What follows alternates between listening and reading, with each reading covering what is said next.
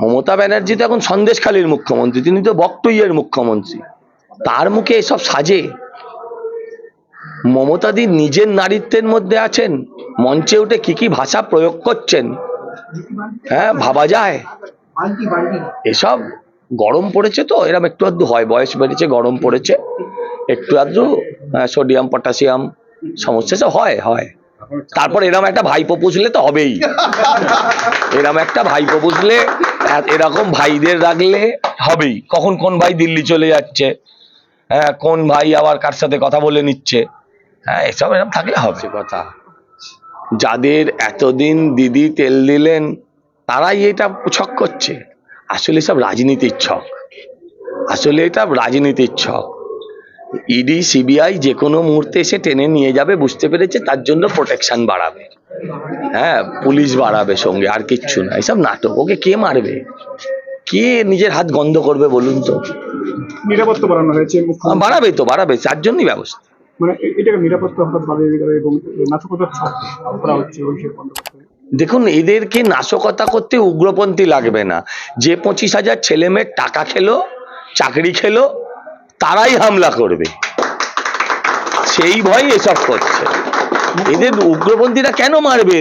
এরা তো উগ্রপন্থীর আশ্রয়দাতা, এরা তো উগ্রপন্থীর পেট্রোনাইজার, এদেরকে মারবে কেন? এমএলএ, আমাদের 3টে এমএলএ ওদের সাংসদ পদের লড়াই করছে, আর দল ভাঙানোর খেলা করছে বিজেপি। গাধাও হাসবে কথা শুনলে, হ্যাঁ ওর প্রশ্নের উত্তর দেব না আমি এর বেশি। কিন্তু এদের যে এই যে খিচুড়িটা সরকার পাকিয়েছে না, এই খিচুড়ি থেকে চাল আর ডালকে আলাদা করা অত্যন্ত কঠিন। এটা তো অভিজিৎ গাঙ্গুলির ভার্ডিক নয়, এটা তো অভিজিৎ গাঙ্গুলির ভার্ডিক নয়, এটা যাবে সুপ্রিম কোর্ট। দেখুন না সুপ্রিম কোর্টে কি হয়। একদিকে যোগ্য প্রার্থী, আপনি খড়ের গাদায় ছুঁচ কিভাবে খুঁজবেন? খড়ের গাদায় ছুঁচ খোঁজার মতন অবস্থা হয়েছে। যোগ্য যারা, নিশ্চয়ই তারা বঞ্চিত হয়েছে, অত্যন্ত দুর্ভাগ্যজনক। কিন্তু আমার প্রশ্ন অন্য জায়গাতে, যারা অযোগ্য, যারা চোর বলে আজকে চাকরি চোর বলে যারা পরিগণিত হচ্ছে, এদের চাকরি চোরটা বানালো কে? বাড়ির তলায় ফেরি করতে গিয়ে যদি বলে চাকরি নেবে গো বাবু বলে, চাকরি যারা বিক্রি করছিল, বাবা মা সাধারণভাবে সব বাবা মাই মধ্যবিত্ত নিম্ন মধ্যবিত্ত বাবা মা চায় তাদের ছেলে মেয়েটা দাঁড়িয়ে যাক, জীবনটা দাঁড়িয়ে যাক, বলেছে 10 লাখ দে, আমি তোর ছেলের চাকরি করে দেবো। আমি তো কিছু নেব না, আমায় পৌঁছে দিতে হবে। তারা কোনোভাবে বাড়ির যা ছিল স্থাবর অস্থাবর বিক্রি করে তারা টাকাটা দিয়েছে। এখন তারা চাকরি চোর হয়েছে। সঙ্গতভাবেই হাইকোর্ট যে নির্দেশ দিয়েছে, তাদের বেচতে গেলে হ্যাঁ অন্তত 50 লাখ টাকা তাদের দিতে হবে 4 সপ্তাহের ভেতরে। মজার বিষয় হচ্ছে, এরা এখন জীবন তৈরি করে ফেলেছে, নিজস্ব সংসার পেতে ফেলেছে, ঘর সংসার হয়ে গেছে 10 বছরে। পুরো পরিবারের কিডনি বেচলেও ওই টাকা আসবে না, আত্মহত্যা করা ছাড়া কিছু নেই এদের কাছে। আমার প্রশ্ন, যারা চাকরিটা ঘুষ দিয়ে পেয়েছে তাদের জন্য শাস্তির বিধান করা হয়েছে, আর যারা ঘুষটা নিয়েছে তাদের কেন স্থাবর অস্থাবর, হ্যাঁ গার্লফ্রেন্ড, হ্যাঁ তাদের শালা ভগ্নিপত, পকেটের টাকা, মানি ব্যাগের টাকা, হ্যাঁ মোবাইলের টাকা, ইউপিআই এর টাকা, কোনো টাকাই কেন সিজ করা হবে না? সবটাই জামানত মানে জব্দ করা উচিত, সব টাকা হেফাজতে নিয়ে নেওয়া উচিত। মুখ্যমন্ত্রীর যে বিচারক বলছেন সরকারি গাড়িতে চড়তে হয়, এই হয় তাই, মানে কি? বিচার ব্যবস্থাকে উনি চ্যালেঞ্জ করছেন, এর কোনো উত্তর নেই। মানসিক অস্থিরতা, মানে এটা পাগল বলছি না তো, পাগলকে পাগল বলছি না, বলছি মানসিক অস্থিরতা। মানে এই যে টোটাল ব্যাপারটা নির্বাচনে তার এফেক্ট করবে। আমরা এটা নিয়ে নির্বাচনের সঙ্গে গোলাতে চাইছি না। এত মানুষ চাকরি গেল, হ্যাঁ এত মানুষের চাকরি গেলে, যাদের চাকরি গেলটা তাদের যেমন এফেক্ট আছে, এই সরকার কত বড় চোর সেটাও প্রমাণ হয়েছে। কিন্তু আমরা এটা নিয়ে নির্বাচন করতে চাইছি না। একটা বিষয় হচ্ছে হাইকোর্ট বিষয়টা ভাবার বিষয়, এক্ষুনি এই মুহূর্তে কমেন্ট করা আমার জন্য মুশকিল। কলেজ স্ট্রিট বাটার সামনে হনুমান মন্দিরে পুজো দিলেন কলকাতা উত্তর কেন্দ্রের বিজেপি প্রার্থী তাপস রায়। পাশাপাশি তিনি হনুমান ভক্তদের সাথে পদযাত্রাতেও পা মেলালেন। আমি তো বলছি সুদীপ ব্যানার্জিকে, যদি ক্ষমতা থাকে যে কোনো দিন যে কোনো একটা জায়গায় ওর পছন্দের চ্যানেলে বা পিসি প্রেস কনফারেন্স করুক। 1 ঘন্টা হলে 40 মিনিট বলবে সুদীপ ব্যানার্জি, আমি 20 মিনিট বলবো। 8 ঘন্টা হলে 10 মিনিট আমি বলবো, সুদীপ ব্যানার্জি 20 মিনিট বলবে। আর যে ভাষায় উনি কমফোর্ট ফিল করবেন, ইংরেজি, বাংলা, হিন্দি, সেই ভাষাতেই হয়ে যাক। ক্ষমতা আছে? একটা মানুষ ভোট চাইতে আসে, আপনারা জিজ্ঞাসা করবেন যে গত দুটো টার্ম এমপিদের টাকা খরচা করতে পারেননি কেন? 14 থেকে 19 2.41 41 লক্ষ টাকা, এবং 19 থেকে 24 2.79 79 লক্ষ টাকা, 2 কোটি 79 লক্ষ টাকা, 2 কোটি 41, 2 কোটি। তো ব্যর্থ, এটা অপদার্থতা নয়। টাকার জন্য কত সংস্থা ঘুরে বেড়াচ্ছে এলাকার উন্নতির জন্য, উনি টাকা দিতে পারে গেল এক। 2 হচ্ছে বেল কেটে যাওয়ার ভয়। উত্তর কলকাতা মানুষের কথা, উত্তর কলকাতার কথা একটাও বলেনি পার্লামেন্টে, একটা প্রশ্ন করিনি। এখন আপনার বাংলার বঞ্চনা নিয়ে দেখবেন উনি কাঁদছেন, উত্তর কলকাতা নিয়ে জাহ্নবী যমুনা বিগলিত করুণা হবে। কিন্তু গত 5 বছর দেখেননি, গুগল সার্চ করে বাংলার সব এমপি প্রশ্ন করেছে, হাইয়েস্ট প্রশ্ন করেছে বিজেপির সভাপতি রাজ্যে ডক্টর সুকান্ত ভট্টাচার্য আর ডক্টর সুকান্ত মজুমদার। কিন্তু এই উত্তরের যিনি সাংসদ, যার জাতীয় নেতা একটা ভাব, ঘামান্ডি, অহংকারী, তার দর্পটাকে আপনাদের চূর্ণ করে দিতে হবে। বা তার কারণ একটা প্রশ্নও বাংলার জন্য করেনি, একটা প্রশ্ন উত্তর কলকাতার জন্য করেনি, কোনো প্রাইভেট বিল আনেনি। বলে আবার নেতা ছিলাম আমি সংসদীয় দলে, তা প্রাইভেট বিল আনিনি, কটা বিতর্কে অংশগ্রহণ করেছে। তো সুতরাং এই যে পরাশ্রয়ী উদ্ভিদ বা গুল্মলতার মতন এই যে পরজীবী যে রাজনৈতিক ব্যক্তি বা এলিমেন্ট, প্রথম জীবনে প্রিয়রঞ্জন দাস মুন্সি, মাঝখানে কিছুদিন প্রণতা সোমেন্দা, পরবর্তীকালে মমতা ব্যানার্জি। কোন আন্দোলন করেছে বলুন? মাঝে জোড়া মোমবাতি। উনি আবার এটাও ঘটনা, আমি তো এই জেলার ছেলে, এখানকার ভূমিপুত্র, আমি এই জেলার এমএলএ ছিলাম, কাউন্সিলর ছিলাম, সিঙ্গেল ওয়ার্কিং প্রেসিডেন্ট ছিলাম, আমি তো জানি। ওনাকে জিজ্ঞাসা করবেন, বিধানসভা নির্বাচনে কোনো বিধায়ক যারা হয়েছেন নিজের বউয়েরটা ছাড়াই, চৌরঙ্গি ছাড়া কোনো বিধানসভা কেন্দ্রে গেছেন? ওর জন্য প্রাণ দেবে এখন কাউন্সিলররা। কাউন্সিলরদের কথা কেন বলছে জানেন? কাউন্সিলরদের কথা বলছে এই জন্যে, উত্তর কলকাতার বেশিরভাগ কাউন্সিলরই আনঅথরাইজ কনস্ট্রাকশন, সবাই না লিপ্ত। এখন তাদের ঘাড়ে চেপে যদি পয়সাটা, তাদের খরচা, নিজের যাতে খরচটা না হয়, সেই জন্যে। আর একটা কথা হলো যে বাংলায় বা কলকাতায় একমাত্র শিল্প হলো আনঅথরাইজ কনস্ট্রাকশন। একবারও মুখ খুলেছেন, কিছু বলেছেন? আর এইভাবে মনে করুন সমস্ত ক্ষেত্রে রাজ্যে সবই বিক্রি হবে, চাকরি বিক্রি হবে। কোনোদিন শুনেছি? সিপিএমও করেনি, নিজেদের দলের লোককে দিয়েছে, বেশ করেছে, দিয়েছে, তো বিক্রি করেছে। আমিও যদি কোনোদিন আগামী দিনে সুযোগ পাই, চাকরি প্রণবদার দৌলতে, সোমেনদার দৌলতে, বরকতদার দৌলতে, অজিতদার দৌলতে দিয়েছি, তুই চাকরি, চাকরি আবারও যদি ক্ষমতা পাই আবারও দেবো, চাকরি বিক্রি করবো? এটা তো কখনো কেউ করেনি। কিন্তু এই সরকার আর তাদের সমস্ত এমএলএ, এমপি, মন্ত্রীরা আর যারা আছে মধ্যভোগী, মিডলম্যান, তারা চাকরি বিক্রি করছে। এর বিরুদ্ধে আজ না হোক কাল রুখে দাঁড়াতে হবে, এসব বন্ধ করতে হবে। আজকে তাই আমি বলবো যে এই নির্বাচনটা শুধুমাত্র একটা সাংসদ নির্বাচন নয়, এটা বাংলার নির্বাচন নয়, রাজ্যের নির্বাচন নয়। আমি মাঝে মাঝে খেয়ে হারিয়ে ফেলছি, কনফিউজ হচ্ছি। তৃণমূল যেন মনে করছে রাজ্যের নির্বাচন। 42টা আসনে প্রার্থী দিয়ে প্রধানমন্ত্রী হওয়ার সব মমতা ব্যানার্জি, আর তার সাগরেদগুলো যারা এইসব অঞ্চলে করে বেড়ায়, ধেই করে নাচছে, কিচ্ছু বোঝে না, কিচ্ছু জানা তৃণমূল। সেই কথা আমার এই দল ছাড়ার পেছনে অনেক কারণে এটাও একটা কারণ। চাকরি দেওয়া হয় টাকা নিয়ে, railway cooperative bank, MP MLA সাগরেদরা লজ্জা করে না। তাদের আমি বলেছিলাম একদিন, শুনেও শোনে না, নির্লজ্জ বেহায়া, কানেই নেয় না কোনো কথা। হয়তো কান নেই প্রদীপ কিনা কে জানি। তো প্রশ্ন হলো যে আজকে শিক্ষা দপ্তর এই জন্যেই পুরো দপ্তরটা জেলে, শিক্ষামন্ত্রী সহ, শিক্ষাবিদ সহ, শিক্ষার আধিকারিক সহ আরেকজন মন্ত্রী জেলে, এমএলএরা জেলে। কেন বলুন তো? এটা তো হওয়ার কথা ছিল না। তৃণমূলের কাছে, মমতা ব্যানার্জির কাছে এটা তো মানুষ আশা করেনি বাংলার। আমরাও তো কম করিনি, পাশে দাঁড়াইনি সিপিএম এর প্রশ্নে। আমরা কি ভেবেছিলাম কলেজের আসন থেকে চাকরি সব বিক্রি হবে, টাকায় বিকবে বাংলাটা? না, কখনো শুনিনি। গতকাল কি হলো?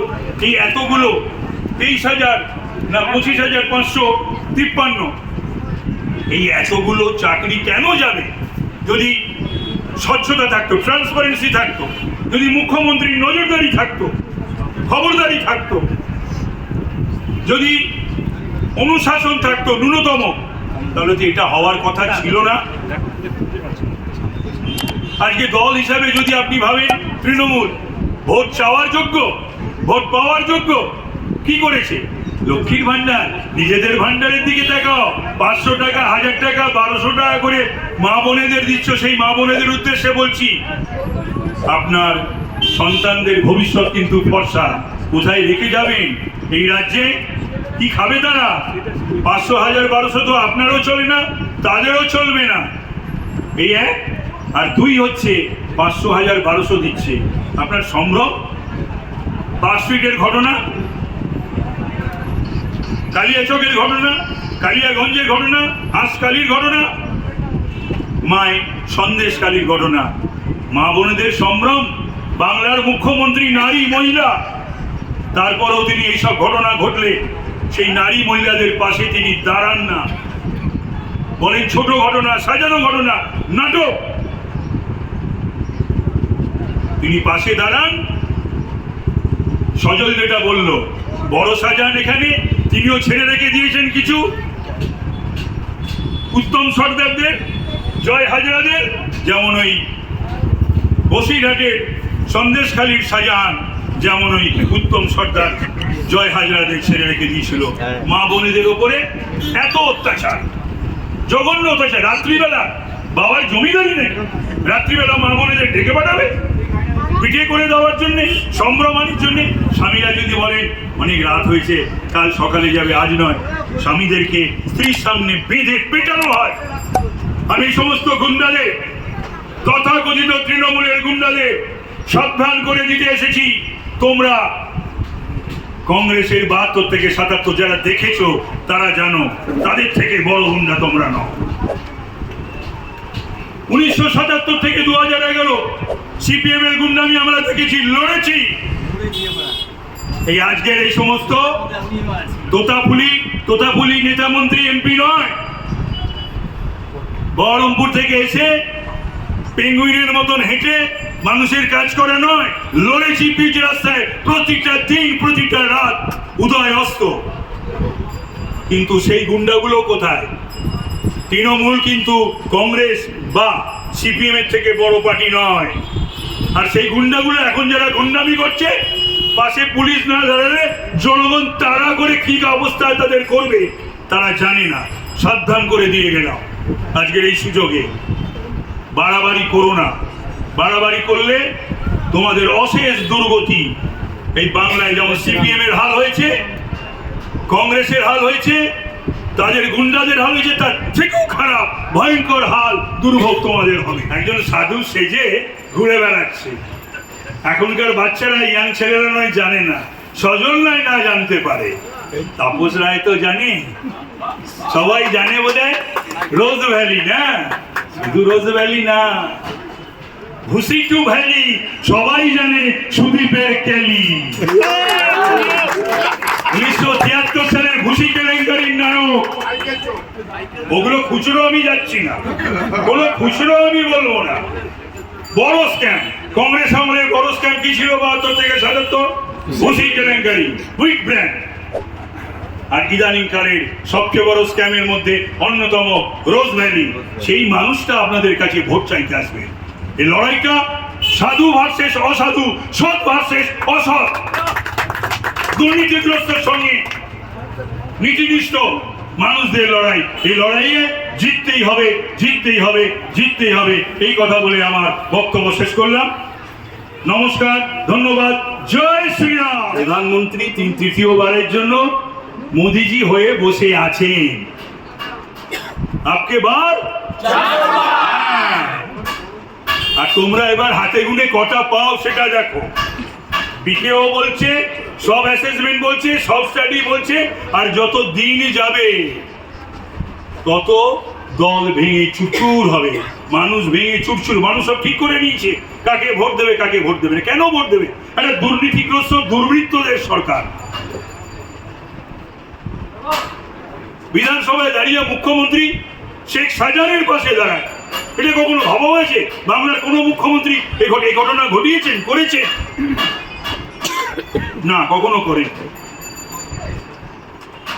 তিনি কখনো কেস্টোর পাশে দাঁড়াবেন, কেস্টোর নাকি অক্সিজেন যায় না, তাতে বাংলার কি আসে যায়? ওর মাথায় অক্সিজেন ঠিক মতন যায় না তো, তিহার জেলে এখন চড়ান চড়ান দরম দরম খুব উপভোগ করতো। উন্নয়ন দাঁড়িয়ে রয়েছে, চড়ান চড়ান দরম দরম, গুড় বাতাসা, নকুলদানা। প্রতিবাদ দুজন করেছিল, একজন আমি, আর একজনের নাম আমি বলবো না। দুজন, এবং সেটা এয়ারে প্রতিবাদ করেছিলাম। আমি যে প্রতিবাদ আমি ভুলে গেছিলাম, আমি যে প্রতিবাদ করেছিলাম সেদিনকে ডক্টর উপেন বিশ্বাস তিনি বলেছেন, কারণ তার নাকি নোট নেওয়া স্বভাব। তিনি আমাদের সেই সময় মন্ত্রী ছিলেন। মানে কোর কমিটির মিটিংয়ে আমি বলেছিলাম 2014 সালের 2রা জানুয়ারি সারদা প্রসঙ্গে যেগুলো ঠিক হচ্ছে না, দলের চিন্তা করা উচিত। কাকে বলবেন, কে শুনবে? কাকস্য পরিবেদনা। এবং আমি এই কথা সব সময় আমি বলে আসতাম মিটিংয়ে, কর্মী মিটিংয়ে, ইদানিংকালে তো আমি প্রকাশ্যেই বলছিলাম। তো সুতরাং কথা হলো যে প্রতিবাদী চরিত্র, সব জিনিস তো সহ্য করা যায় না। অসৎ সঙ্গে কতদিন থাকা যায়? থাকবো কেন, থাকবো কেন অসৎ সঙ্গে? এখানকার মানুষ জানে যে আমি বিদ্যাসাগরে এমএলএ ছিলাম, বড়বাজারে এমএলএ ছিলাম, স্বর্ণখনি কাউন্সিলর ছিলাম 10 বছর। তার ওপরে তদানীন্তন এমএলএ এমপিদের আমার চোখ দিয়ে তারা দেখতো, বা তাদের কাজ আমি করতাম। কিন্তু কখনো কোন ছাত্র পরিষদের সভাপতিও ছিলাম, কখনোই যে অর্থনৈতিক ব্যাপারটা পায় এদের সঙ্গে থাকতে থাকতে আমার মনে হচ্ছিল মানুষ বোধহয় আমাকেও সেটা ভাবছে, আমাকেও সেটা ভাবছে। আর সেইটা আমি কাউকে বলেছিলাম কালিমালিপ্ত, আমি কাউকে বলেছিলাম যে সে জেল খাটা আসামি, তাই ইনফরমালি করে এই কাজটা করেছে। ভালো করেছে, বেশ করেছে। মানুষ বিশ্বাস করেনি, কোনো রাজনৈতিক দলও বিশ্বাস করেনি। আর আমার বর্তমান যে দল, সেই দলও জানে, তারাও সেন্ট্রাল আইবি খোঁজ খবর নিয়ে তারা আমাকে শুধু গ্রহণ করেনি, তারা আমাকে গ্রহণ তো করেছে উত্তর কলকাতার মতন একটা প্রেস্টিজিয়াস আসনে, আমাকে বাংলার একটা প্রেস্টিজিয়াস আসনে তারা আমাকে প্রার্থী করেছে। তাই বলছে ইদানিংকালে গরমও পড়েছে, এমনি উনি বরাবরই একটু এরকম উল্টো পাল্টা ভুলভাল কথাবার্তা বলেন, নাথিং নিউ। এখন আবার গরম পড়েছে, এই গরমে যা পারছেন তাই বলছেন। हाँ वो तो सही बात आप बोले हैं, लेकिन अभी सुन लो एक কথা आप सुन लीजिए। परसों नहीं है, तरसों दिन हाँ हम मंदिर जाते हैं, आज नहीं, हम मंदिर जाते हैं। আমি প্রতিদিন সুযোগ পেলে মন্দিরে যাব, আজ নয়। আমি ঠাকুর বাড়ির ছেলে, আমি নিজে কালীর ভক্ত, কালীর উপাসক। আর আমার গৃহদেবতা দেবী হচ্ছেন, কুলদেবী হচ্ছেন সিংহবাহিনী।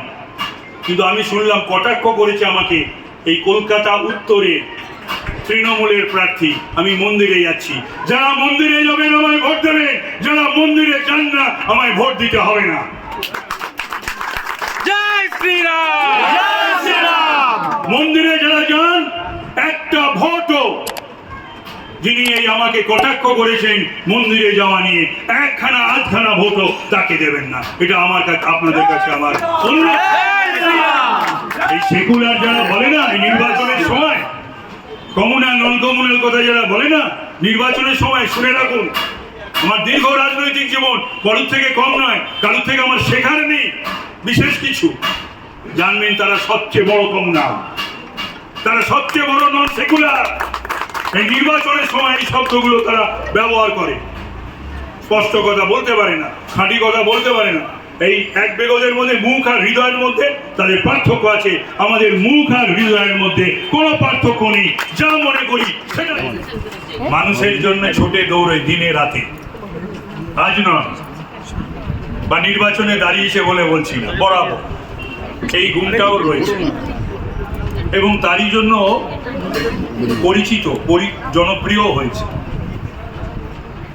আমার ইস্তফা দেওয়ার আসনে লড়ছে বরানগরে, আমি যাবো ওর জন্যে বিভিন্ন প্রচারে। বরানগর কর্মী চায়, কর্মী। তৃণমূল তো এখন সায়ন্তিকা সায়নীদের দল হয়ে গেছে, আর দিদিমণির এত ক্রেজ, মমতা ব্যানার্জি দিদি নম্বর 1-কে ধরে প্রার্থী করতে হচ্ছে, মানে নিজেরটা চলছে না ক্যারিসমা। এখানে উপস্থিত স্বরূপ, প্রমোদ, উপস্থিত অরুণ হাজরা, শৈলেন সাহা সহ সানিও রয়েছে। সব আমার খুবই স্নেহের প্রিয়, আমার মার সময় খুবই করেছিল সজল এবং সানি, এরা সকলে। যাই হোক, এখানে উপস্থিত আমার সহকর্মীরা, ভাইরা, বোনেরা, বন্ধুরা, বিষয়টা হলো কি জানেন, এই নির্বাচনে এবার উত্তরে আমি প্রার্থী ভারতীয় জনতা পার্টি। আপনারা আমাকে পাড়ার ছেলে হিসাবে সবই জানেন, ওই কারুর কাছ থেকে শুনতে হবে না। আমি বহরমপুরিয়া নই, আমি হচ্ছি ভূমিপুত্র এই উত্তর কলকাতা। এই 49টা আমার হোমওয়ার্ড বললে অত্যুক্তি করা হবে না। এই বৈঠকখানায় বিচরণ করেছি। আজকে যারা সমস্ত তথাকথিত বৃদ্ধ বয়সে সব ছাত্র রাজনীতি করছে, তারা সব আমার অধীনে দল করেছে, ছাত্র রাজনীতি করেছে। কিন্তু বিষয়টা কি? বিষয়টা হলো যে কখনো আমি ছাত্র পরিষদের 5 বছর 4 মাস ছিলাম, কোনোদিন কলেজে এসে ভাই কখনো সিট বিক্রি করেছে, কলেজের আসন বিক্রি করেছে, এটা আমি শুনিনি। তাহলে একটা আন্দোলন করতাম। তৃণমূলের সময় টাকা দিয়ে কলেজে ভর্তি হতে হয়, এটাকে আমি আপনাদের কথা দিলাম, নির্বাচিত করুন, আমি বন্ধ করব করব করব। উত্তর কলকাতা একটা পরিবারের হাতে সীমাবদ্ধ, এদেরকে কেউ ভোট দেবে না। যারা তৃণমূলের মিছিলে হাঁটছে তারা আমাদেরকে ইঙ্গিত দিচ্ছে, তারা আমাদেরকে মেসেজ পাঠাচ্ছে, পেট আর পিঠের জন্য মিছিল করছে, তৃণমূল করছে। ভোটের দিন 4 তারিখ তোদের সঙ্গে থাকবে, আপনি নিশ্চিত থাকুন। আমরাও বলছি, আমাদের এখানে আমাদের প্রার্থী রয়েছেন, আমার দীর্ঘদিনের নেতা, আমরা দায়িত্ব নিয়ে বলছি, আপনারা নিশ্চিন্তে থাকুন। উত্তর কলকাতায় এবার পদ্ম ফুটবে ফুটবে এবং যাই হোক, ভালো থাকবেন আপনারা। আমাদের একটা নির্বাচনী কার্যালয়ের প্রয়োজন ছিল, আমি কৃতজ্ঞ যারা এই নির্বাচনী কার্যালয় করেছেন, এবং এই নির্বাচনী কার্যালয় পুরো দস্তুরভাবে চলবে। পরবর্তীকালে নিশ্চয়ই আমাদের পার্মানেন্ট, এখানে হোক বা অন্যত্র 49 নম্বর ওয়ার্ডে আমাদের পার্মানেন্ট পার্টি অফিসের বন্দোবস্তও হবে সর্বত্র। আমরা যেখানে যেখানে নেই সেখানে সেখানে করছি এই লড়াই, বাঁচার লড়াই, বাঁচানোর লড়াই, দুর্বৃত্তদের বিরুদ্ধে আমাদের লড়াই, এই লড়াই দুর্নীতিগ্রস্তদের বিরুদ্ধে আমাদের লড়াই। আর একটা কথা বলেই আমি আমার বক্তব্য শেষ করি, সেটা হলো কেন এই পরিস্থিতির সৃষ্টি হবে কেন? মানুষের কনস্টিটিউশনে রয়েছে সংবিধান সম্মত, মানুষ যেটা তার অন্তর প্রাণ মন চায়, তার ধর্ম পালন করতে পারে, পুজো করতে পারে, যে কোনো দেবদেবীকে ভালোবাসতে পারে, তার পূজা অর্চনা করতে পারে। তো এগুলো নিয়ে তো সমস্যা কোনো কালে ছিল না, আজকে সমস্যা সৃষ্টি করা হচ্ছে, তৈরি করা হচ্ছে। তাপসদা, কলকাতা হাইকোর্ট বলছে যে প্রচন্ড খারাপ অবস্থা, বহরমপুরের ইলেকশন পিছিয়ে দেওয়া। তাহলে ভাবুন যে উচ্চ ন্যায়ালয় বিচারপতিদের পর্যবেক্ষণ যদি এই হয়, তাহলে ইসি সেই ধরনেরই বন্দোবস্ত নেওয়া উচিত। 1, 2 হচ্ছে যে ডিপ্লয়মেন্ট হবে না, যে বলে সেন্ট্রাল ফোর্সেস, ওই ডিপ্লয়মেন্ট যেন নামকা ওয়াস্তে না হয়, যেন তাদের মোবিলিটি থাকে এবং যে পারপাজে থাকে, মানে গণতন্ত্রকে রক্ষা করার জন্য, তো গণতন্ত্র হত্যাকারীদের বিরুদ্ধে একটা গণতান্ত্রিক রাষ্ট্র মানুষকে গণতান্ত্রিক অধিকার দেবে, সেইটা যেন হয়। এ বিষয়ে আমিও ইসিকে যা লেখার তা লিখব।